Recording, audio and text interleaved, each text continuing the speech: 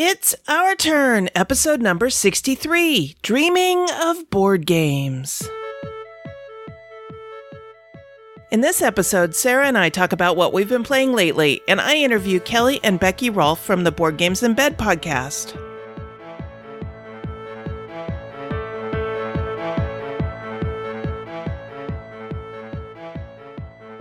This is the Dice Tower Network, adding games to your wish list since 2005.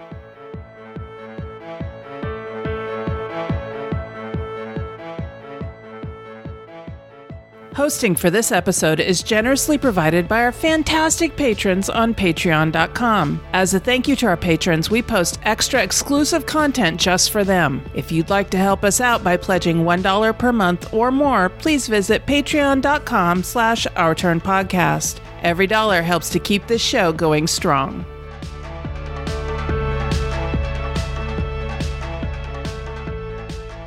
Hi, and welcome to Our Turn Gaming for Everyone. I'm Cathy Ford. And I'm Sarah Reed. Hi, Sarah. Hello. Holidays are over finally. Yes, I love the holidays, but it's a lot of energy, and I'm glad to have some time to myself. Yes, me too. And is your new year starting off okay? I would think it's okay.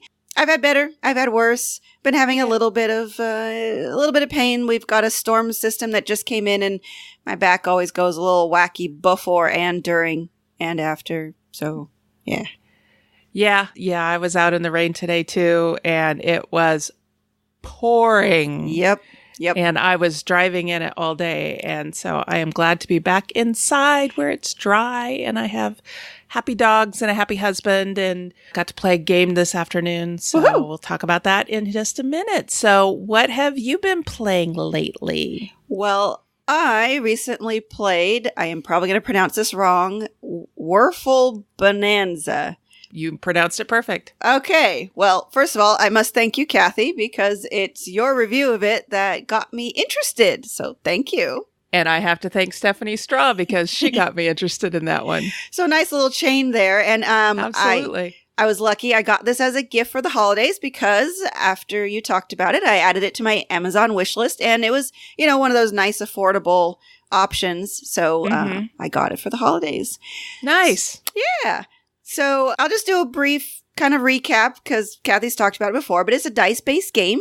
You're trying to roll specific combinations of colored beans to meet the demands of the order cards that you have. Your goal is to get to 13 coins. And you can get a coin once you've completed 3 orders on a card, but if you try for harder dice combinations, there are 3 more orders on the card that each provide a coin. So, if you're able to complete all 6 orders on a card, you get 4 coins. But the distribution of colored beans is tricky among the 2 different colors of dice. So this is definitely a game about taking risks, as there's no ways to mitigate the luck of the dice. But it's a fun, light game, and so it works very well for what it aims to be. And my only complaint is the same that Cathy had, is poor choices of colors and icons. This is not a vision-friendly game at all. So if you have someone who's either got color blindness or poor eyesight, you'll need to play with someone who's fully sighted and a well-lit area.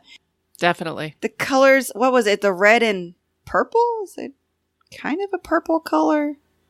Or maroon? I don't know. It's been a little while since I've played it. Yeah, but there were 2 reddish colors that were very, very close together. So they really should have made actual icons, because that was actually really art on the dice, not icons. So yeah, and the dice aren't big dice. No. So, having art on the dice instead of just icons on the dice, yeah, that made it difficult. Yeah. Now, the good news is the game is all open information. So Will was able to play it just fine with my help of reading the dice and his order cards. So it worked out well. He likes it. I like it, but I do have to say the dice really hate me. They just really hate me. Out of the 3 games we've played so far, I won once by a slim margin. Will would have won if I rolled something different because he could have won on my turn. Conversely, the 2 games he won by a landslide. So I don't know what happened. I took some risks. They didn't pan out. Will took risks. They worked great. That happens. That happens. Right. It happens. So as long as you don't take the game too seriously, it's a good little dice game to have in the collection. Like I said, I think it's one that we'll play now and then. I think I would rate it higher if color choices and the icons and dice were better, because I'd love to take this to work, but I also have a woman who is visually impaired, and she's not so open as Will to letting other people read things for her. So she's still in that mindset of she needs to be able to see it herself. And I don't want to put that kind of game, in front of her. So I give it a 3 out of 5. It's not that it's a bad game. It's just, it's very lightweight. And then it does have the vision accessibility issues. Yeah. Yeah. But it's a fun little filler game. Yes. Yes. It does what it's intending to do very well. Mm-hmm. Yep. Mm-hmm. Excellent. I'm glad you enjoyed it. Yeah. All right. I have kind of an unusual game down for one of my games. Let me start by saying I spent the entire weekend with my 3-year-old niece, Walker Lynn. Okay. And for the first time, she said, "Aunt Cathy, let's play a game." Yay! And I went, yeah! So we went to their little game cupboard and opened it up, and she picked out Connect 4. Oh. Which I'm like, okay. Yeah. All right. We could do My this. niece wants to play a game. Let's play Connect 4. Okay. So this is the revised edition of Connect 4. I don't know what's revised about it. It looks the same as when I was a kid. Maybe they changed the artwork, I guess. Wait, there's artwork in Connect 4? Well, either on the little checkers. Oh, okay.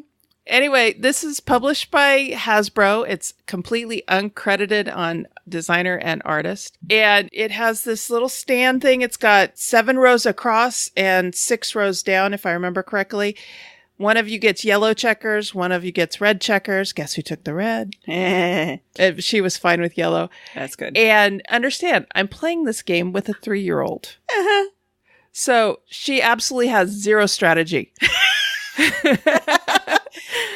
And she doesn't even really understand the rules, even though, I explained them to her. But it was more important, I think, to play this game to teach her how to wait your turn. And to teach her the rules, even though she doesn't quite get them yet. Repetition will solidify that. But she would pick up a checker and just drop it in anywhere. Yeah. And then I would sit there and I'd look at it and go, okay, where am I going to put this? And then she'd want to put another checker in, and I hadn't put mine in yet. So it was like, teach her how to take turns. And then she had no concept of you won or I won, the game is over. Right. So when one of us would win, which she won a couple of games, and it just happened that the back and forth, she got it. There was no strategy on her part. But then I would point out to her, look, count the yellow checkers. 1, 2, 3, 4. That means you won. Yay, you won. Make a big deal about it. Right. And then you slide the little thing over and all the checkers fall out. And then she'd look at me and go, why'd you do that? She wanted to put more in. You won. The game's over. We'll start again. So we must have played this thing 6 or 7 times before she finally lost interest. And then she wanted to play another game, which I'll talk about in a minute. But, for what it is, I would say it's a good game. It's a lightweight game. It's good to play with a 3-year-old to teach them how to take turns and start them down the strategy path. Mm-hmm. The components are okay. The little thing that holds the checkers is much lighter weight than I remember it being. I'm not surprised if they're making them kind of cheaper. Yeah. But the little mechanism worked to, slide it out and have them all fall down, which was always dramatic. And she always laughed at that. That was fun. It's a decent game. Do I recommend this for hardcore gamers? No. Do I recommend this for people with 3-year-olds? Yes. Absolutely. Absolutely. It is a decent game for what it is. I give it about a 3.5. It doesn't really have any bugs other than it's a tic-tac-toe variant. Right. We actually did have one game where nobody won. We put all the checkers in, we filled up the whole thing, and nobody won. Yep. So we started again. Would I play this with Walker Lynn again? Absolutely. Would I play this with just about anybody else? Probably not. But it made for a fun afternoon, right? Yeah. I mean, we probably played this game for an hour, and, a 3-year-old paying attention to a game for an hour. That's actually really good. That's really good. That's what got it the half. 3.5. It was an hour of keeping my niece entertained. So yeah, Connect 4. It's a lightweight game. It's absolutely a filler game. And, if you have young children, put this in your collection. Absolutely. Yeah. Well, it won't be joining my collection, but, it's in hers, and that's where it belongs. Exactly. All right. What else have you got? I've got Circle the Wagons. This is a micro game designed by 3 designers. They co-designed it. Stephen Aramini, Danny Devine, and Paul Kluka. It's published by Button Shy Games with the lovely art of Beth Sobel. Nice. Yep. This is a 2-player game. And it's one where I wish it worked better with Will's vision, but there is a solo variant. So I'm trying to see if it's still something good to keep. So let me go over what you're doing. The players in Circle the Wagons are trying to build up their own boom town to be the best in the West, right? So the mechanics are drafting and map building. Every game is going to be a little different, not just because of the map cards being randomized, but you have 3 different scoring goals each game.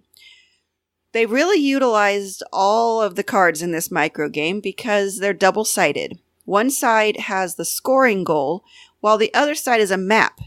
And then the map is broken down into 4 quadrants. Each quadrant has a terrain type in the background and an icon over it.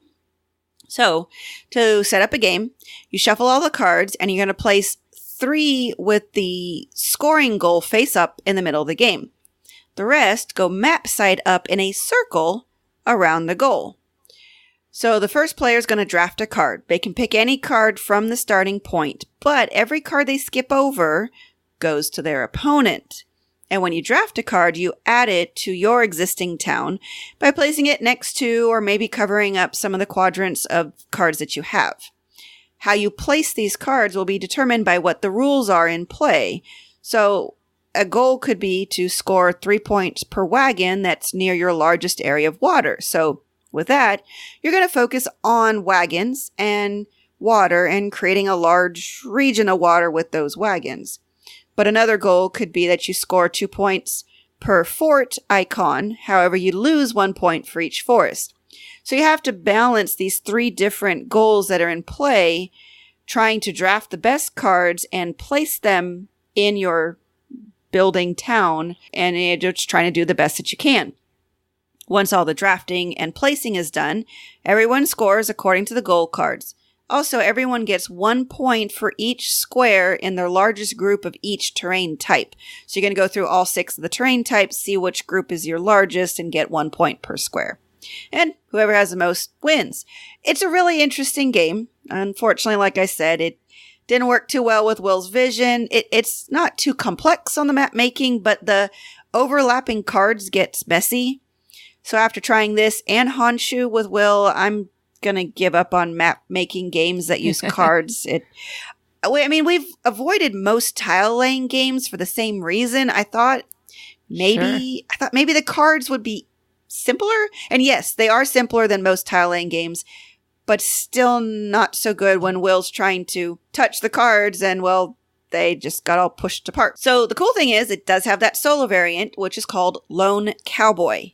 Is really, really hard. I don't play a lot of solo games, but they have these AI cards that have a scenario, and it specifies 2 of the scoring goals that you will use, and then it shows how the AI is going to act and how they score, because how the AI scores is different than how you score, and usually it's favorable towards the AI. So it's kind of tricky. I've been losing miserably so far when I've been playing, because I have to keep in mind not only how I score, but how the AI scores, and trying to puzzle out how am I going to draft the right cards to get the most points.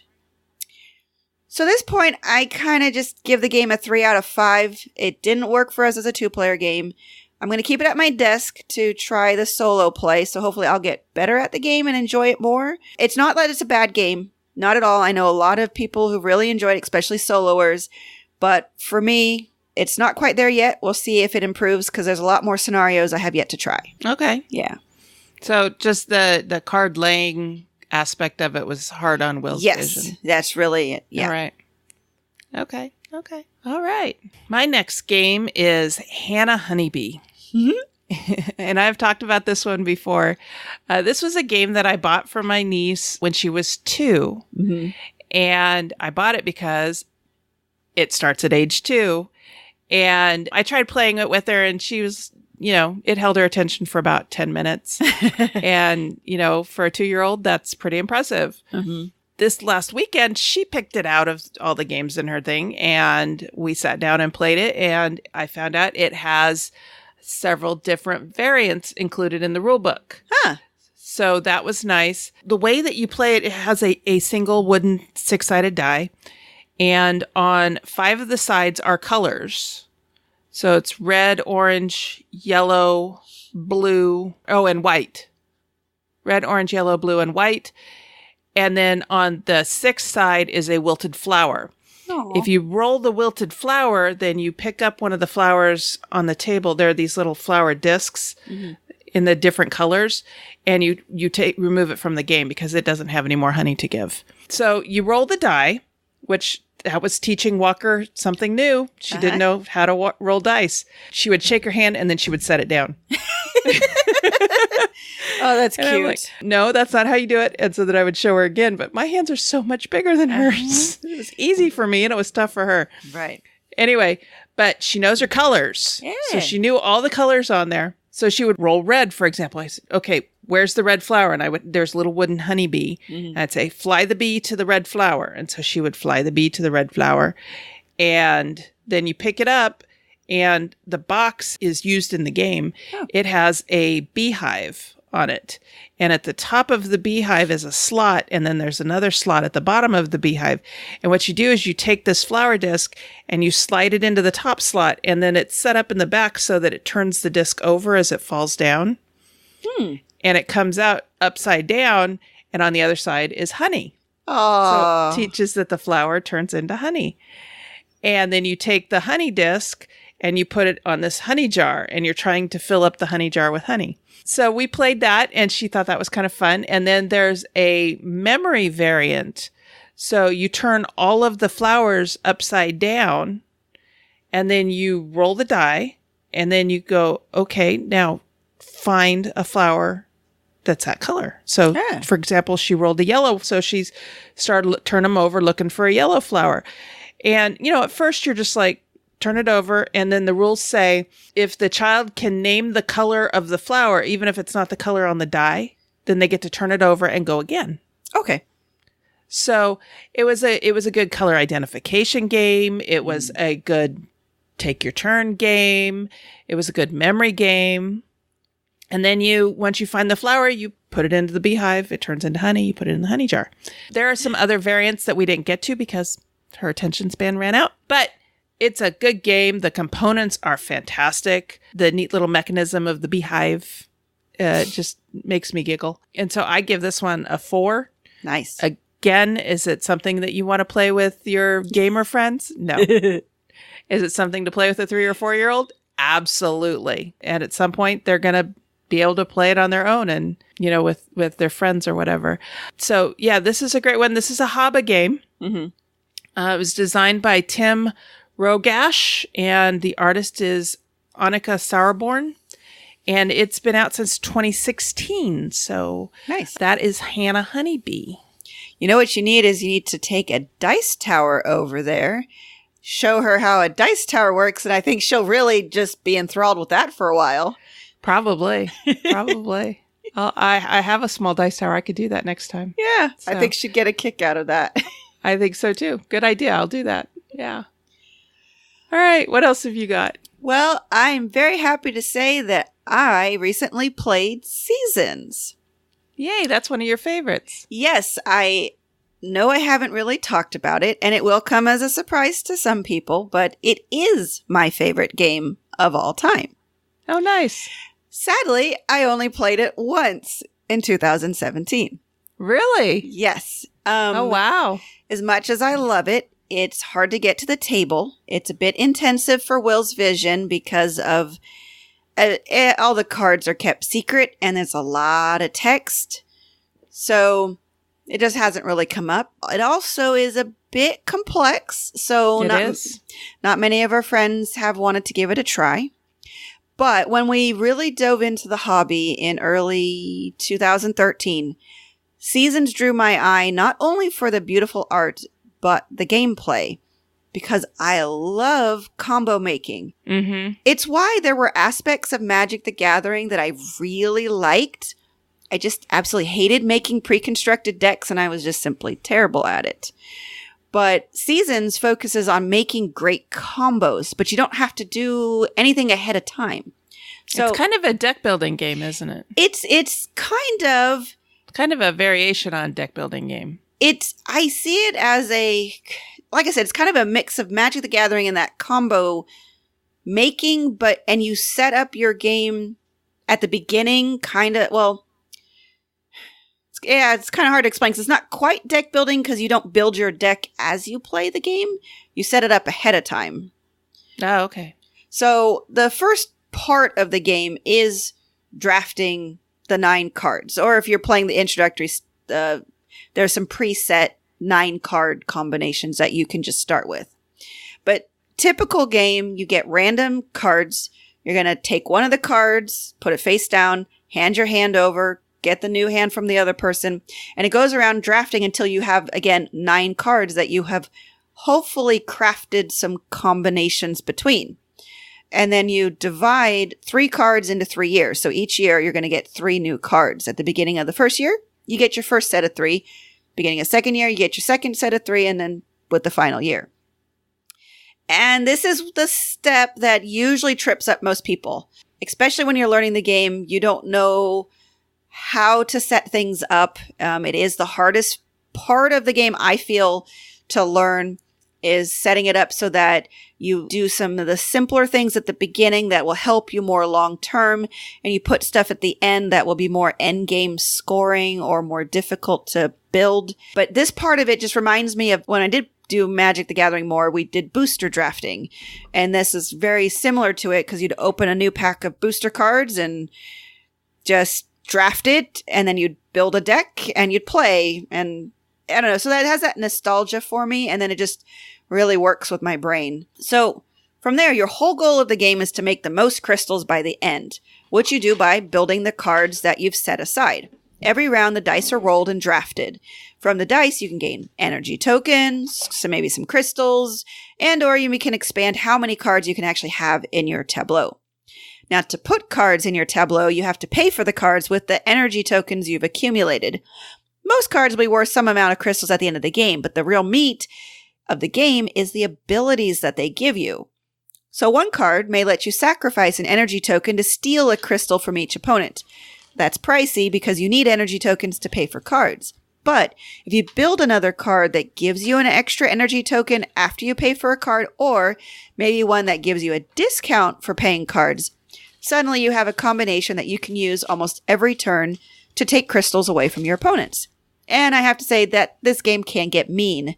There are quite a lot of take that cards in the more advanced set of cards.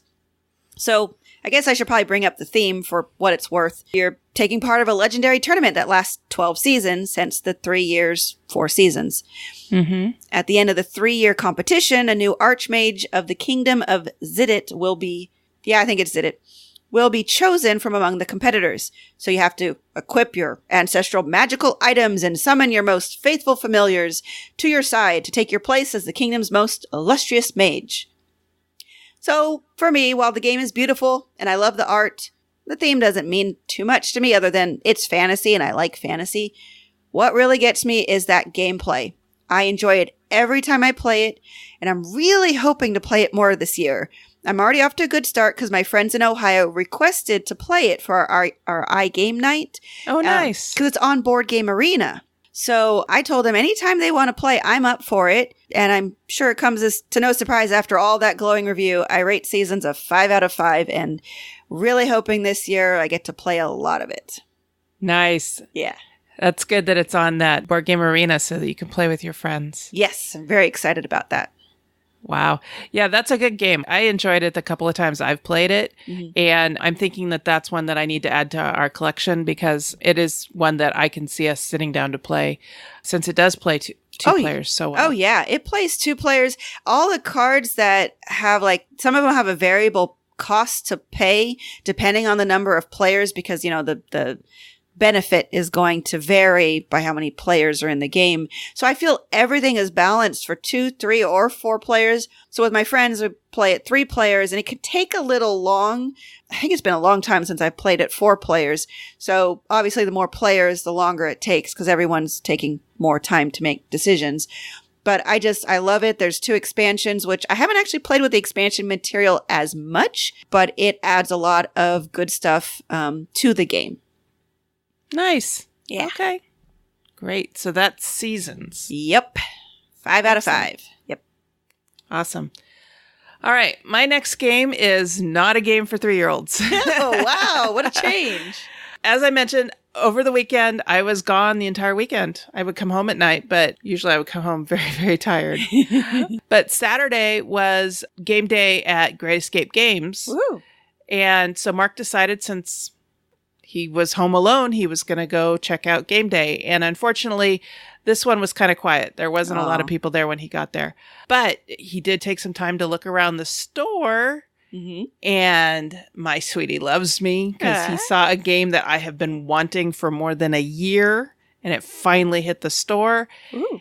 And it is Doctor Who, Time of the Daleks. Ooh. So this is from Gale Force 9. And as I'm sure if you've been listening for a while, you know that my favorite game of all time is Firefly, and that was done by Gale Force 9. And also, too, I recently reviewed Star Trek Ascendancy, which is also a Gale Force 9 game. Gale Force 9 does intellectual property games really, really well. That's for sure. And Doctor Who, Time of the Daleks is no exception to that rule. Good. So we had Frank over. Hi, Frank. And we sat down and we played this 3-player. Right now, it only plays up to 4 players because there are only 4 doctors involved. So the premise of the game is that Davros, the leader of the Daleks, has come up with this ingenious plan to turn all of the Daleks' defeats into victories by erasing the Doctor from time. Oh. In all of his regenerations. And so this game starts out with 4 Doctors regenerations available. There is the first Doctor, so William Hartnell. Then there's the 4th Doctor, which is Tom Baker. And then there's the 11th Doctor, which is Matt Smith. And the 12th Doctor, which is Peter Capaldi. Are you a Doctor Who fan, Sarah? No, haven't really gotten into it. I've wanted to, but it hasn't, watching it has not been very accessible. I'm trying to, because I don't think it's on Netflix, or is it? It's on Amazon Prime. Yeah, and see, It got taken off of Netflix and put onto Amazon Prime. And I don't technically have Amazon Prime because I'm on my dad's account, so I get the free shipping, but I don't get any of the benefits. So, I don't have the opportunity to watch it. Yeah. I think you can also watch it through BBC Online. Okay, I'll check that out. Yeah. So this show has been around for 50 years off and on. It started in the 60s. It went through into the 80s and then it went away for a while. And then it came back as a TV movie, a Fox TV movie, and it didn't do so hot, so they didn't revive it.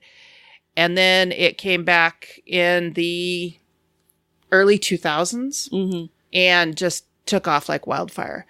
So the premise of the Doctor is that he's pretty much immortal, but every now and then he undergoes some sort of trauma that causes his current body to basically die.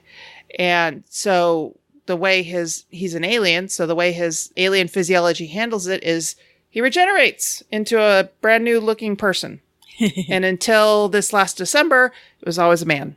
This last December, we got our first female Doctor. Woo! I haven't actually seen the Christmas special yet, so no, I'm not going to do any spoilers, but that's been widely announced. Anyway, Gale Force 9 does have expansions planned for this. All of the Doctors will be included at some point. Nice. In the series, Doctor Who also has companions. These are often humans, sometimes aliens, that join him in his journeys, and they are well represented in this game.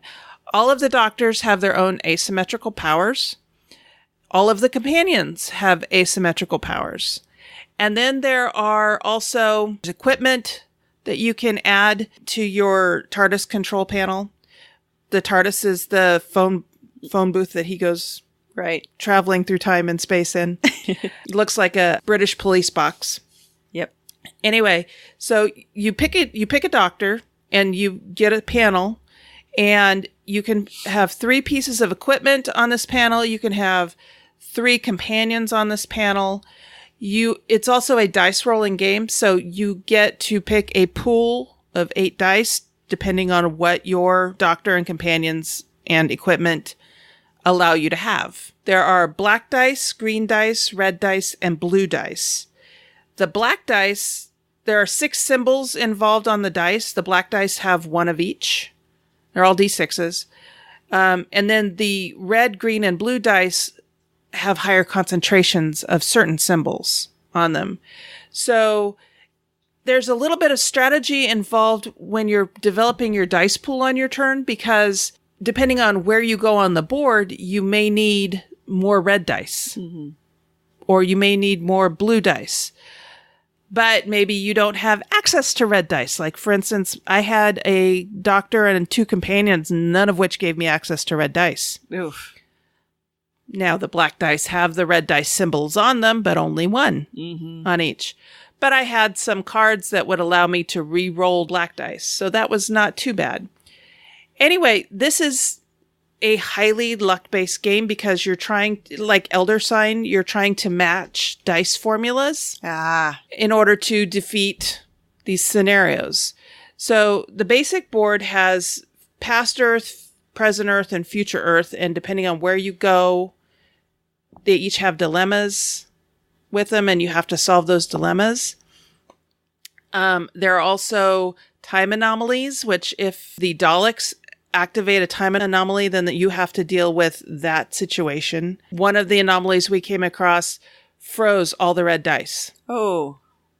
And you had to defeat these dilemmas with red dice, with either there was a fist, was one of the red dice ones, symbols, and then there's also chevrons, like, on a sergeant's rank insignia. You had to do dilemmas that had those symbols involved in order to unlock a die, and you had to defeat that in order to unlock one of the red dice. Gotcha. Anyway, so we played this 3-handed, and it is so highly thematic. It was incredible. This is Doctor Who done right. Nice. Mark and Frank and I are all big into Doctor Who. Mark and Frank have been watching it all their lives. I didn't start watching it until Christopher Eccleston's Doctor came out in the early 2000s, and then I dove in head first. This is a very well done game. Right now, it's very limited because it's only 4 Doctors out of now 13. But Gale Force 9 has assured fans that all of the Doctors will be included. All of the companions will be included. It says this in the rule book. Wow. It gives you an example with companions that aren't included yet because they're coming in an expansion. And it says, don't worry if you can't find them. It's coming in an expansion. Nice. So right off the bat, I've played this once. Well, 1.5 times. We kind of got halfway through a game and realized we were trying too hard. This is not an easy game. It is a very challenging game. It is very fun, especially if you're a Doctor Who fan. I give this a 4.5 right now. I fully expect that to go up. There's still a lot to explore in this game, and I would like to play it 4-handed. As far as I'm concerned, Gale Force 9's hit it out of the park again. This was not designed by the same team that did Firefly and Star Trek Ascendancy. This was designed by Andrew Hutt, and the artist is Casey Davies. The art in here is like Battlestar Galactica, Firefly, Star Trek Ascendancy. It's screenshots from the show, but it's really well done. That's good. The only complaint that I had is that the TARDIS control panels, which are the player boards, are paper. Oh, dang. They're not cardboard. They made the same mistake with the player boards that Terraforming Mars did. They did paper. That's so not good. I am hoping that someone from the Broken Token or another game box organizer company is listening to this, and this game needs an organizer quickly, and it needs, like you did Broken Token with Terraforming Mars, it needs player boards included in the organizer. I will give you my money if you develop this quickly. I've got a sort of a piecemeal system put together. I'm not entirely happy with it, but this game is staying in my collection, and I can't wait for the expansions to come out. Yeah. Gale Force 9 is going to have a lot of my money.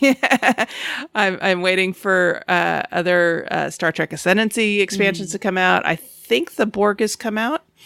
Cool. Oh, and Frank found a solo variant for this. Oh, cool. For Doctor Who. So I'm sure he will do a segment on it as a solo variant. But yeah, I am looking forward to exploring this some more. I'd like to play it with Mark II player. I'd like to try it 4-player and have all the Doctors involved. There's a robot companion for the Doctor that was in, I want to say, the 4th and 5th Doctors series, called K9. He's a little robotic dog that rolls along on wheels. He was included as one of the companions, but he has special rules. And we didn't play with him this time because we were playing on the, okay, it's your first game, use these rules. Right. Once you've got this nailed down, then go ahead and, try it with the regular rules. And so we kind of set K9 aside, and we'll play with it later. He does allow you to re-roll dice, which we were going, wish we had that. Yeah. We lost this game really badly. Oh. The Daleks just took off and won. It's a semi-cooperative game, so you can work together, but you're also trying to be the first Doctor to get to Gallifrey, which is the Doctor's home planet. If the Daleks get to Gallifrey first, then they win. If you get to Gallifrey first, you win, but you all work together to kind of help each other out and keep the Daleks from winning. But then it also turns into a race of which Doctor can get there first. So kind of semi-cooperative. I can't say enough good things about this game. 4.5 for now. Yes. Little more exploration needed. I'm sure it will be a 5. My only complaint is the player boards. Yeah, that's just not the way to go. Yeah, I wish they'd have been cardboard like they did with the Firefly player boards when they came out. Yeah, that was disappointing. But the only other thing I had a problem with, and it's a minor problem, is that there were 5 decks of cards. Mm-hmm. One deck was the Doctor, so it was made up of 4 cards. Another deck was the Alien Companions. Another deck was the Earth Companions, which are not all human, but that's a different story. Then there was a deck of cards called Timey-Wimey cards. And those are your tools, your events, your equipment, things like that. And then there were the Time Anomaly cards. Now, the Time Anomaly cards, I can understand them being larger than the rest of the cards because they have a lot of information on them, a lot of artwork on them, a lot of information. When you get these, it's not a good thing. You're trying to figure it out. You're trying to beat this. But then they made the Doctor cards and the companion cards all the same size, and they're the standard like poker playing card size, which was great. That I'm happy with because I have sleeves for those. But they made the Timey-Wimey cards smaller. Oh. And it's not like your standard small size card. It's like in between poker sized and tiny. And so it's like, this is going to be hard to find. So yeah, I need to make a trip to Viking Hobby with some Timey-Wimey cards and probably some Time Anomaly cards and see if they have some sleeves for them. So that was a little disappointing too, but I can get over that. But I was kind of disappointed with I'm going to have to laminate the player boards. Yeah, I was going to say that. Just laminate the player boards for now until somebody comes up with a better solution. And as for the sleeves, you might want to look on BGG in case there's already a thread up about how big the cards are and which sleeves to get. Cause definitely. There's like 3 or 4 sizes of smaller cards because there's the mini, there's the micro, there's the euro. I think there's another one in there. And the good news is Mayday has made a lot of different sleeves. So yeah, it's just finding which one will fit it. Yeah, it was a little disappointing though that really. Yeah. Because there's really no reason for the timey-wimey cards to be a different size.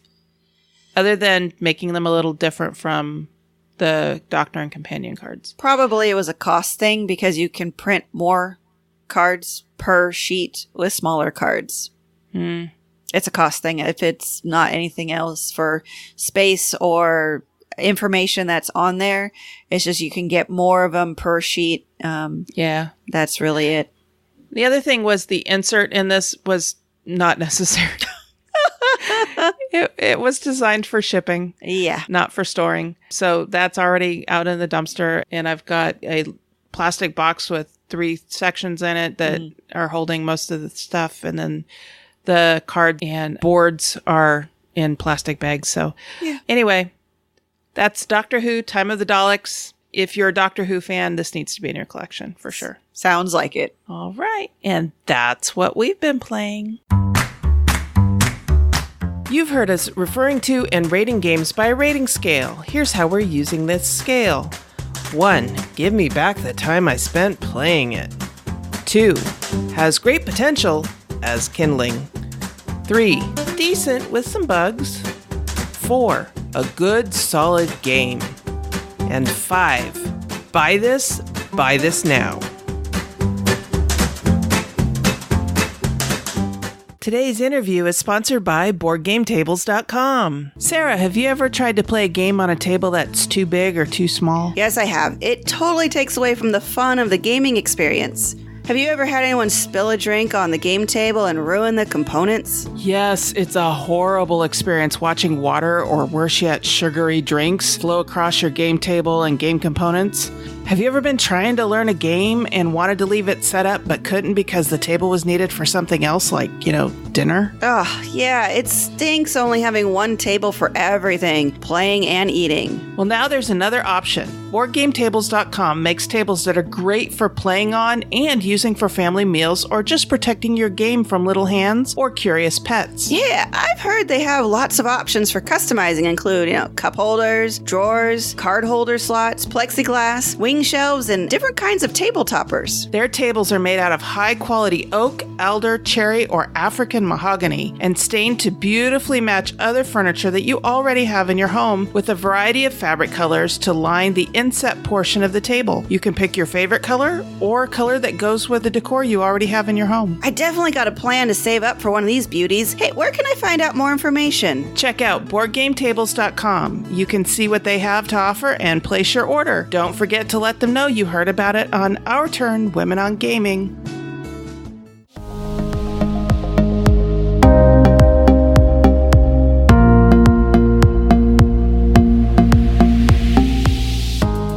Today for the interview, I'm joined by Kelly and Becky Rolfe from the Board Games in Bed podcast. Welcome, ladies. Hiya. Hi. So tell me about yourselves. How did the two of you meet? It's not very interesting, actually. We just met at work, didn't we? Yeah. We were friends at work, weren't we, in the same department? And then, just kind of got to know each other there and then, got together.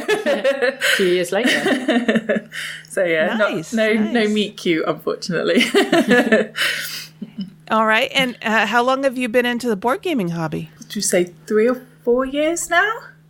Yeah, somewhere around there. It was something we got into together, actually. Like, neither of us were particularly into board games before we met. No, we didn't really even own any either, did we, between us? No, nothing other than like the mainstream stuff. Yeah. And then I think we somehow came across a copy of Pandemic and it all spiraled from there, yeah. So Pandemic was your introduction? There was a few, like we played Catan and a few other ones before, like slightly more like hobbyist games before, but Pandemic was the one that really grabbed us. The one that we like played over and over again. Yeah, I think the first week we got it, we played it like every night until we beat it, and then we were hooked after that. We were like, oh, what else is there out there? So that was very much. Now, were you introduced by a friend or did you come across it on your own? Sort of. Because our friend Jamie was probably into games. You used to play like Talisman and stuff with him, didn't you? Yeah, we used to go around and we played Talisman, but it wasn't really something that it was like something he liked to do. So we'd go around there, and then I think we bought a friend Forbidden Island, and then played that with them. Too. Yeah, well, it was just we just saw it on Amazon, and it wasn't that expensive, so we thought, oh, we'll just get that for him. And then we played it and we really liked it. So we were like, oh, what else can we get? And then that's where we found Pandemic. And then, just kind of went from there. So what are your favorite types of games to play? We quite like a lot of social deduction type games, don't we? But such not as? Exclusively. Well, another really one that got us into the hobby was One Night Ultimate Werewolf. Like around about the same, that's a good one. Yeah, around about the same time we started playing Pandemic, a friend the friend that we bought Forbidden Desert for Forbidden Island, got hold of One Night Ultimate Werewolf, and he used to take it to work, and we'd play every week at work at lunchtime. Like we had a weekly tournament. We've made a little trophy for it as well, and that would get passed around. Oh, how fun! That was how a few of our friends. When you play, do you use a moderator or do you use the app? We use the app. Yeah. I don't think we'd never played the full-on version of Werewolf before, like the one that's over multiple nights. So, we didn't realise that that you would have a version that needed a moderator. So we have subsequently played that version, but I still think the one night one is our kind of favourite, isn't it? Yeah, exactly. And then I've never played Werewolf either, but I have played One Night Ultimate Werewolf. And, that's lots of fun, and we never play it without the app. No, I can't imagine playing it without the app. No. It's so addictive because it's just like that whole, it just took a couple of minutes, let's play again. But now, I think I read that you're also into Battlestar Galactica. Oh yeah, definitely. Just a little bit. That's one of my favorites too. Yeah, I would definitely call it my favourite board game. I don't know so much about you, although you do really enjoy it, don't you? Yeah, I do like it, but it's definitely Kelly's much more restrained when it comes to board games. I'm usually the one pushing by new games or trying new games, but when it comes to Battlestar, you'll cancel other plans if it means that we get to play Battlestar Galactica. Yeah. One of the few games I've bought for myself as well, isn't it? Yes, yeah. Yeah, when you heard the expansions might be going out of print, you ran straight out and grabbed them all. Yeah. So what's your favourite role to play in Battlestar? Oh, I often quite like being Boomer, don't I? As long as you're a Cylon, you're happy. Yeah, I do quite enjoy being a Cylon. There's something about that kind of... I think it's because I like pretending I'm not, and then waiting for that perfect reveal moment, which doesn't always happen, but when it does, it can be so satisfying. You are often a Cylon as well. I think, odds wise, I've been one quite frequently, haven't I? Yeah, more times than not. And what about you, Becky? I like being on the human side. I don't think I've got a particular character that I like playing, but I prefer to be human than I find being a Cylon a bit stressful. Yeah, I like playing Laura Roslin. Oh, that's a hard character to play. It can be, yeah.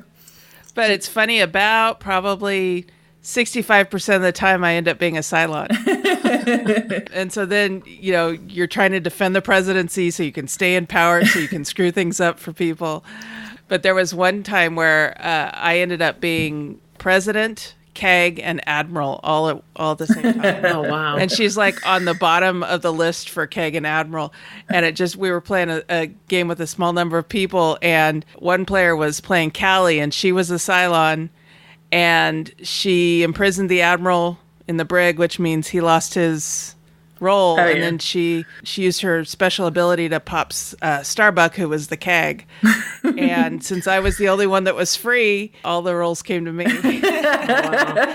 That's how you want to get to, especially if you're a Cylon. Yeah, well, in that particular game, I didn't happen to be the Cylon. One Cylon. Oh, that's all right then. Yeah, that was interesting. That was a fun one to play. So what other games do you enjoy? We're quite a big fan of Euro games. I think it's sort of come out over the years. you recently, or just this week, you got me Pillars of the Earth, didn't you? But just anything that sort of midweight Euro style. We I love that book and the miniseries. I haven't played the game yet. How do you like the game? The game we really enjoyed. Like we played it in a games cafe earlier in the year, and then you really enjoyed it, and then when we looked out, we saw it's been out of print for years and years, and we were like, "Oh, well, we're not getting that game." It just came out with a new edition. Yeah. This week we saw it come up, and Kelly surprised me with it, so that was quite nice. But yeah, those like midweight Euro games, I think is and like there's like elements to that we enjoy as well. That whole kind of choosing whether to your turn order and that kind of thing. And just general worker placement type things we've always enjoyed, haven't we? Yeah, I think that's what we tend to play most when it's just the two of us. Obviously, like social deduction's fun when you've got a big group, but when it's just me and you playing, we tend to go for that sort of style, don't we? Yeah. Now, besides Battlestar, what other Hidden Traitor games have you played? Anything? We've got Shadows over Camelot. That was one of the first games we that's a fun one. Yeah. When I was first sort of describing Battlestar to you, I was like, oh, it's quite like Shadows over Camelot, but yeah, and that's a game I really enjoy, but it just doesn't get out as often, does it anymore? But especially since you like painted all the pieces in it, it's like such a really sort of pretty game to play and stuff. So I wish we did get. You painted all the pieces, and now it doesn't hit the table. No, it's always the way. Yeah. But I think we've got Dead of Winter as well, and that's like that. That's a good one. So yeah, we do. Sorry. Oh, it's fine. Go ahead. No, it's fine. Now, one thing that we found is that when we're playing Hidden Traitor mechanic game with new people, we've had to house rule that if you find that you're the Cylon or the Hidden Traitor or whatever, and you don't want to be because you're not sure, you've never played this type of game before, then just announce it right at the beginning and we'll reshuffle and redistribute the cards until you're happy with what you've got. Do you ever find that you have to house rule like that, or is everybody pretty open to playing the Hidden Traitor? I don't think we've ever house ruled it like that, but we are really conscientious that can be quite off-putting. We were just saying today about we're going to be introducing a friend to Battlestar Galactica, and it's how you cover that role of them potentially being a Cylon in the first game and it not putting them off. And I think we sort of said with Battlestar it's less of a problem because even if you do sort of fluff up and reveal, accidentally reveal yourself, you've still got actions that you can do. It's not like you're out of the game. Yeah. Or you could just do nothing and you might still win the game. Yeah. But there are others, like maybe with like Dead of Winter, where you've still got particular objectives to do and that kind of thing, where it can be trickier. And I don't know, we've never tried any alternative techniques other than just kind of going with people who we sort of felt were prepared to give it a go, I suppose. Yeah, I suppose it depends on the game. Like we've been playing a lot of Where Words, which is like that 20 questions Hidden Traitor game at the moment over Christmas. And when we've been playing with like our grandparents, we've sort of just said, you just be on the village team and then you don't have to worry about like having a hidden role, but they can still play in the game. So I guess we've kind of done it in those circumstances, but I don't know if we've ever... Well, in those circumstances as well, it's a quicker game, so it gives them the opportunity just to play as a villager, and then after a couple of games and they've watched it the game take place and how the roles have worked, then they might be more inclined to kind of give it a go. But it is difficult with the longer games like Dead of Winter or Battlestar Galactica, where you can't then follow it up. Well, I could quite easily play a game straight after one, but most of the time, once a new person's just played the game, they don't want to turn around and start again once they've seen how it plays out. It's a more of a longer term thing, isn't it? Yeah, I guess so. Yeah, the Hidden Traitor games tend to be long games too, so it's kind of hard to turn around and play those back to back. Wouldn't you agree? Yeah, definitely. Yeah. Yeah, as much as you love it, I don't think we've ever played Battlestar Galactica back to back. Well, it can be quite a draining game, can't it? With all the discussion and the. Now I've played it 2 days in a row, but never back to back on the same day. Yeah, no, I think that'd be what I could go 2 days in a row.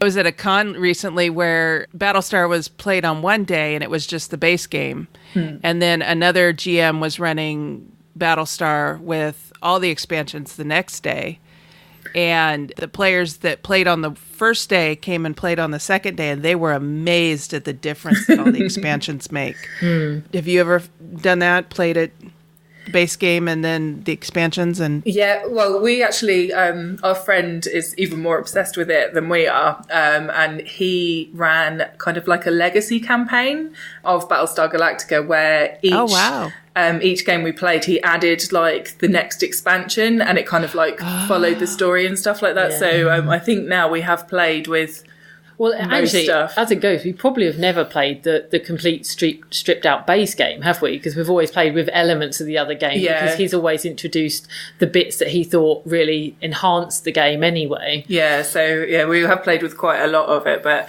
doing that legacy campaign was like a really nice way of like showcasing everything that's in the game, because I think even if you've got the expansions, you kind of pick and choose the bits you like, but it was a way for us to make sure we'd played a bit of everything, wasn't it? Definitely. And that was really good. That's an interesting idea. I hadn't thought about doing that. But we had fun. It had loads of little extra rules. So like if a character died in one game, you couldn't then pick them for the rest of like the campaign. But it did mean that at one point we ran out of characters, so we had to print off a load of custom characters and stuff like that. No. But it was like following the TV series, wasn't it? And like playing it out like the show developed. Yeah. So that was pretty good. Nice. That's really an interesting idea. I like that idea.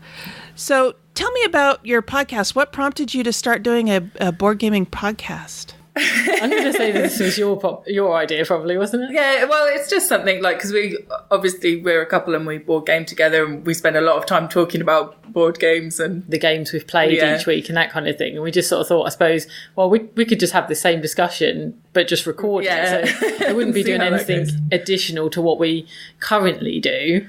But we was like, hey, why don't we just record it and put it out there for everyone to listen to our thoughts on it? I mean, I was already a fan of, you don't listen to that many podcasts, but I'm quite a fan of podcasts, and I was listening to a couple, and I kind of thought, oh, this seems like a fun thing to try and do. And then once we kind of started putting it out, I started listening to more podcasts, and I just realised quite how much is out there. But it was just kind of just to see if we could do it, really. Yeah, and it's just been fun doing it, hasn't it? Like, a few of our friends have kind of, who were into board gaming as well, have started listening as well. And especially because we board game with them, they like to listen and hear like back our kind of thoughts on the games we played and that kind of thing. So it's been quite fun. I always like how you do shout outs to people you talk about. And we definitely, whenever we mention or whenever we play a game with a friend, they're like, are we going to get a mention this week? Like our mum started listening and they were like, oh, are you going to talk about this game that we've just played? And we're like, yeah, okay. It's like, well, it's going to make the list are pretty excited when I do a shout out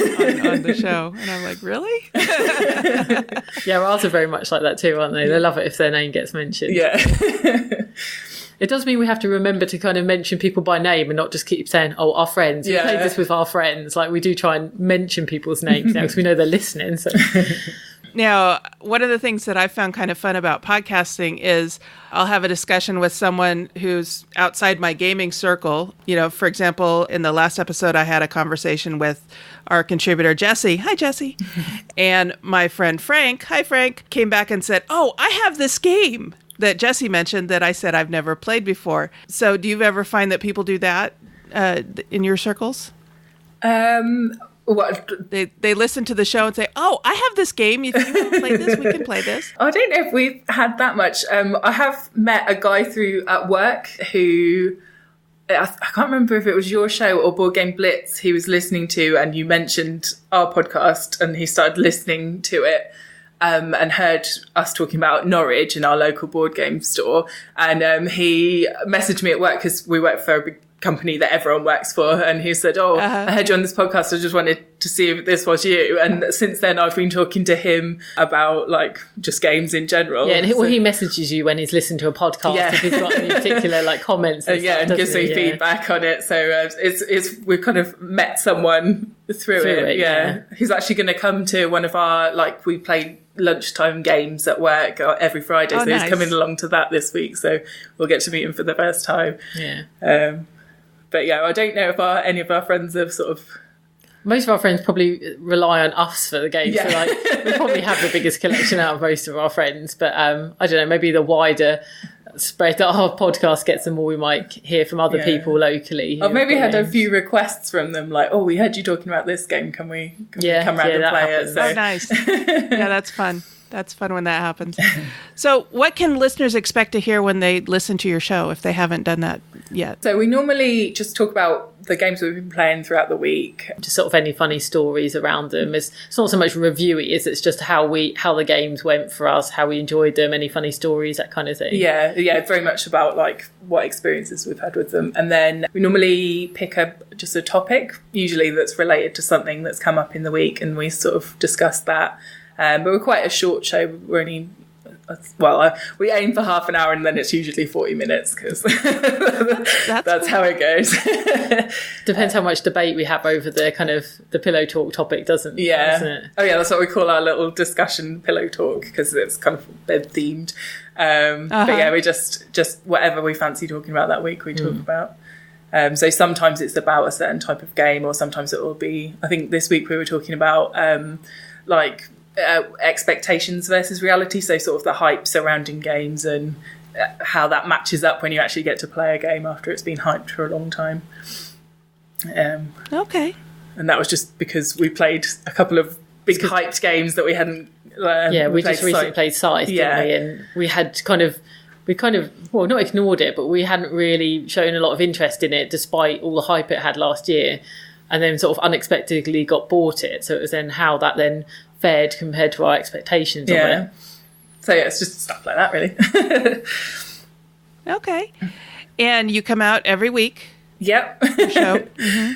Yeah. Every Sunday we record and edit and put it out there, don't we? Yeah. And how did you come up with the title Board Games in Bed? Now, you're not actually playing board games on your bed. No, we don't often talking about them. We sometimes play iPad games, like games on the board games on the iPad in bed, but never actually a physical board game. But it's literally because we record the show in bed.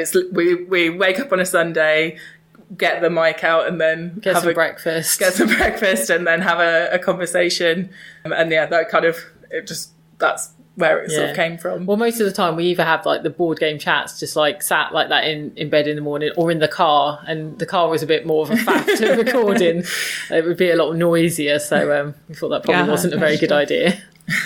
So where can people find out more about your show? So we have a website, boardgamesinbed.com, and then that's got links to kind of all our social media. So we're on Twitter is the main place we're on, and that's @boardgamesinbed. And then we have got Facebook and Instagram as well, so if people want to go there, they can. Nice. Yep. Well, thank you for joining me today, and I wish you best of luck with your show. I enjoy listening to it. It's a neat discussion every time. Thank you. Brilliant. And thanks for having us on.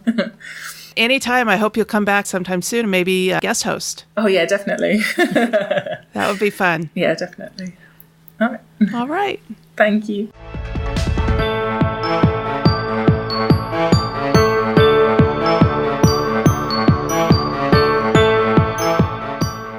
Okay, now we're at the part of the episode where we're winding things down and looking ahead. So, Sarah, what have you got on your plate in the next week or two? Well, we've got our game design meeting on Saturday. Really been looking forward to it. Got a couple of games that we're hoping to get to the table. One in particular is a revision of a very old game that we had tried to develop. It was called Manifestations. That old version was about being a ghost and trying to escape your entrapment. You were trying to manifest yourself by gathering enough energy. Well, it really wasn't working. Wasn't working. So we kept the theme and one or two of the mechanisms, completely overhauled it. We put a prototype together and it works for the most part. We had to tweak a few things, but now it's about a TV show where all the players are hosts, and it's, a ghost hunter type TV show.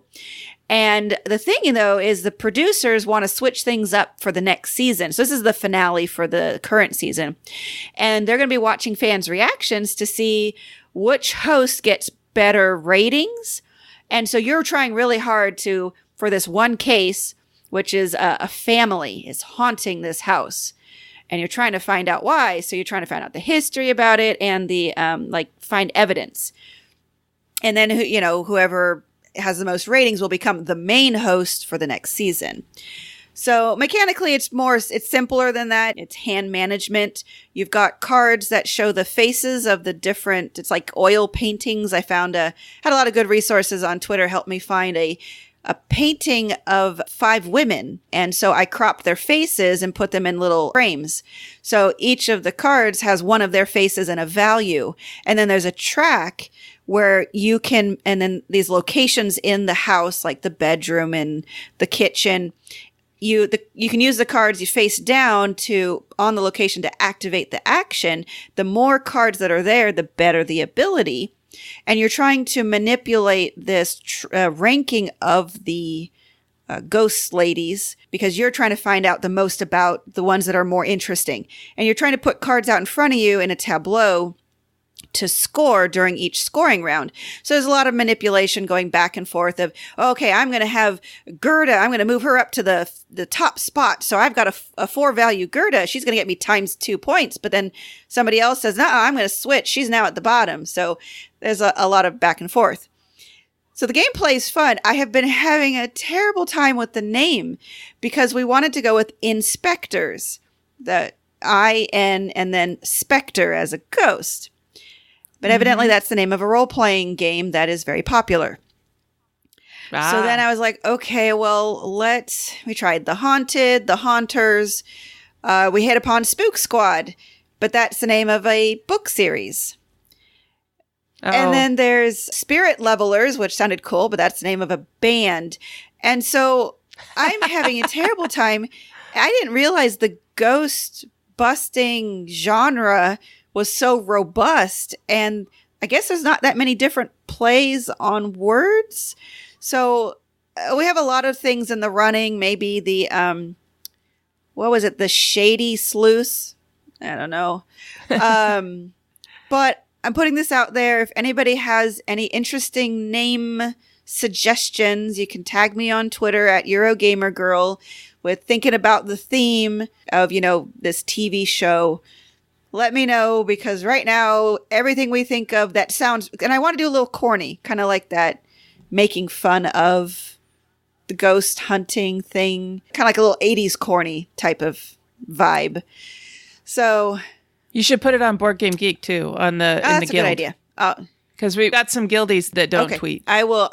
They've told me I don't tweet. Okay. All right. Well, I will do that because right now we'd like to find a name that, just works with the vibe of the game, but also isn't the name of something else really popular out there. So sure. Definitely nothing that's same game and nothing exactly the same name as something else. So we'll see. But anyways, we're going to be playtesting that and then taking a couple other games until proven guilty just to see if we can get a 5-player game and then otherwise, we're finally going to get together with our role-playing group and hopefully actually role-play this time. I want to say in 2017, we might have actually role-played twice. And that was really early in the year. Everyone's schedule, it's so hard. Oh, yeah, it's hard. My role-playing game didn't meet until, I want to say November last year at all. Okay. But we're trying to hit a rhythm. Yeah. And so it's really hard. If you can stay on a schedule, it works. But yeah, it's just been really hard. And as usual, if we don't role play, we'll play board games. But I've been missing playing Numenera because that's a really interesting system. And I have probably forgotten most of what my character is about, but I'd like to give it a shot again. Well, good luck Thank with you. that.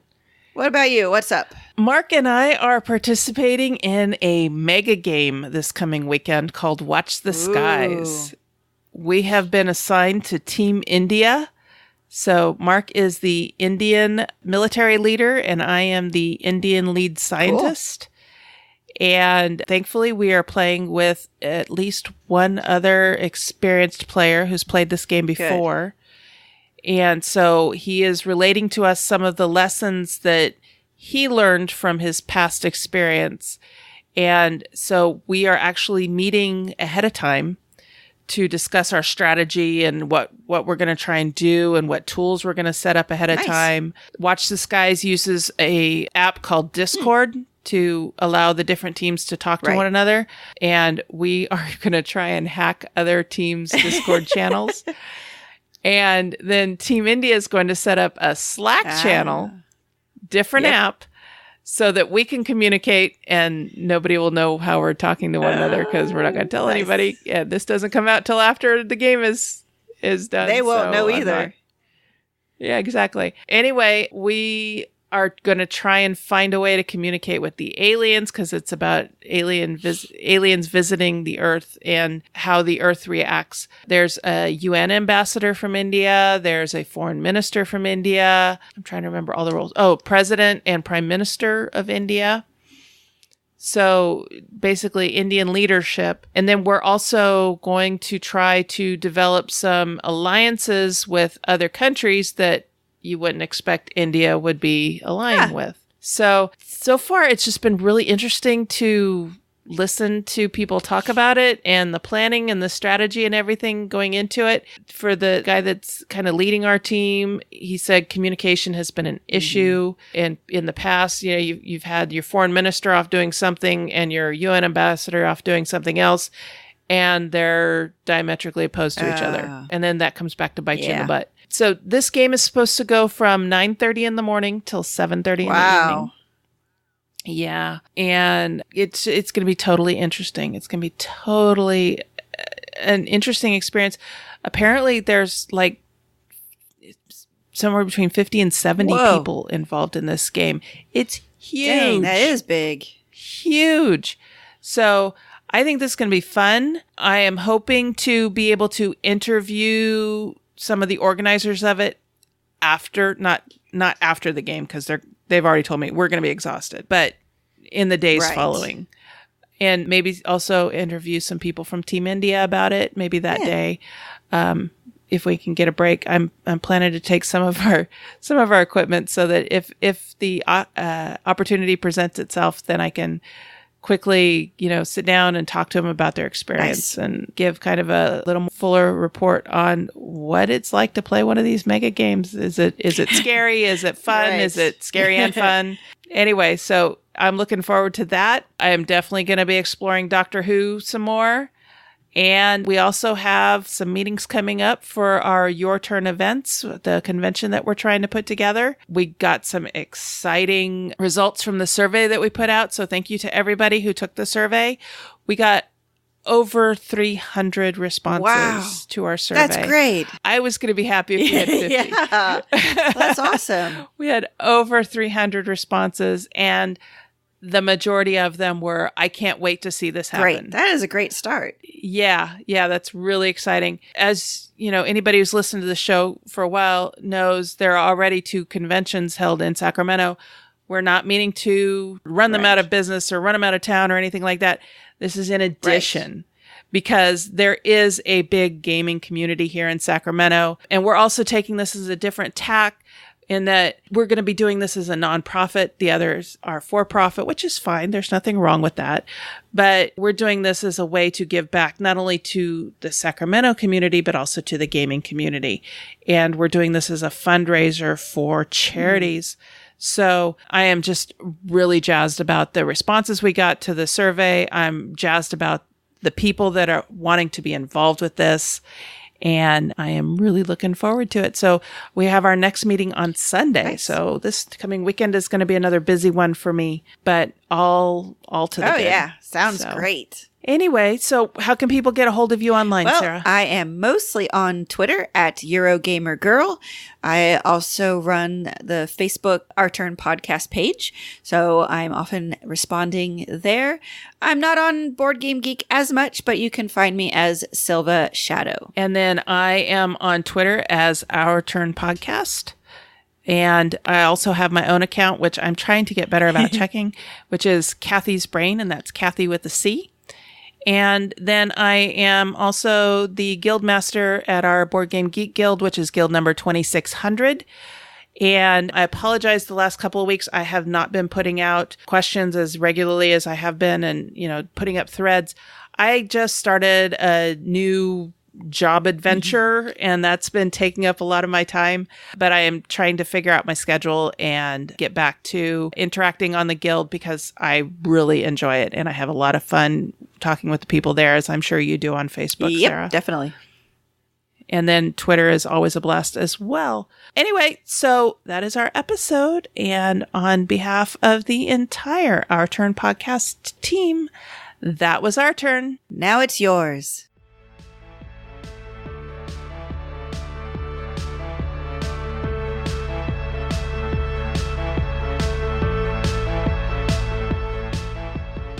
Thank you for listening. This episode was recorded on January 8th, 2018, and is written and produced by Cathy Ford and Sarah Reed with assistance from Kelly and Becky Rolfe and Mark Ford. Next time, we'll discuss games designed by women.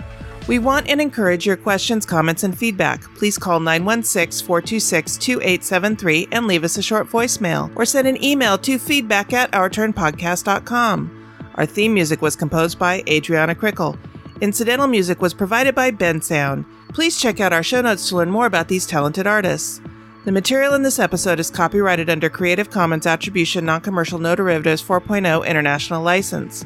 If you want to learn more about the games discussed in this episode, please visit our website at ourturnpodcast.com/episode 63. You can find a list of the games along with links to their listing on BoardGameGeek.com. We are proud members of the Dice Tower Network. You can find out about other shows in the network like the Dice Tower, the Family Gamers, or Board Game Blitz by going to dicetowernetwork.com. Thank you for your support. If you like what you heard, please tell your friends about us.